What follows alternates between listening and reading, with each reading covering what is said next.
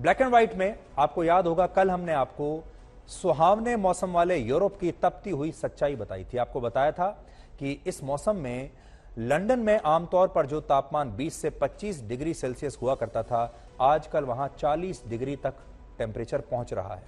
ये global warming का असर है और ये असर सिर्फ यूरोप तक सीमित नहीं है। कल तो हमने आपको यूरोप के बारे में बताया, लेकिन आज आपको भारत की एक खबर दिखाते हैं।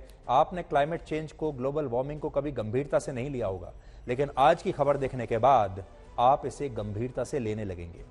क्लाइमेट चेंज और ग्लोबल वार्मिंग का असर भारत में अमरनाथ की गुफा तक भी पहुंच चुका है और अमरनाथ का शिवलिंग वक्त से पहले ही पिघल रहा है। हर साल करीब 1 महीने के लिए अमरनाथ के शिवलिंग के दर्शन होते थे, लेकिन पिछले कुछ वर्षों से शिवलिंग बहुत जल्दी पिघलने लगा और धीरे धीरे शिवलिंग के दर्शन वाले दिन घटकर सिर्फ 20 दिनों में सिमट गए, क्योंकि उसके बाद ये पिघल जाता है। इस पर आज हम आपको एक ग्राउंड रिपोर्ट दिखाना चाहते हैं, जिसका आपको ये पता चलेगा कि जो क्लाइमेट चेंज नाम की बीमारी है, जो खतरा है, ये अब आपके दरवाजे तक पहुंच चुका है। आज सुबह मैं निकला था करीब 5 बजे पालकी से, और मैं जब वहाँ पहुँचा 7 साढ़े 7 बजे तो मैंने दर्शन किए, लेकिन शिवलिंग अब नहीं है। अब नीचे बर्फ़ बची 2 फीट की, तो वो घट गए हैं। तो अब गर्मी की वजह से हो रहा है बेसिकली, और ग्लोबल वार्मिंग भी इसका एक उदाहरण है। अमरनाथ यात्रा 30 जून से शुरू हुई थी, 12 अगस्त तक चलने वाली है, लेकिन तीसरे हफ्ते में ही बर्फ का शिवलिंग पिघल गया, जिससे कुछ भक्तों को निराशा हो रही है।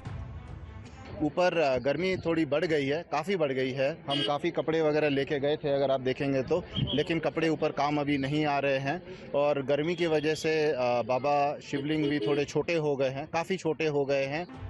अमरनाथ यात्रियों के लिए बर्फ के शिवलिंग का दर्शन अब और दुर्लभ होता जा रहा है, क्योंकि जो शिवलिंग पहले 1 महीने तक नहीं पिघलता था, वो यात्रा शुरू होने के 3 हफ्ते के अंदर ही पिघलने लगा है।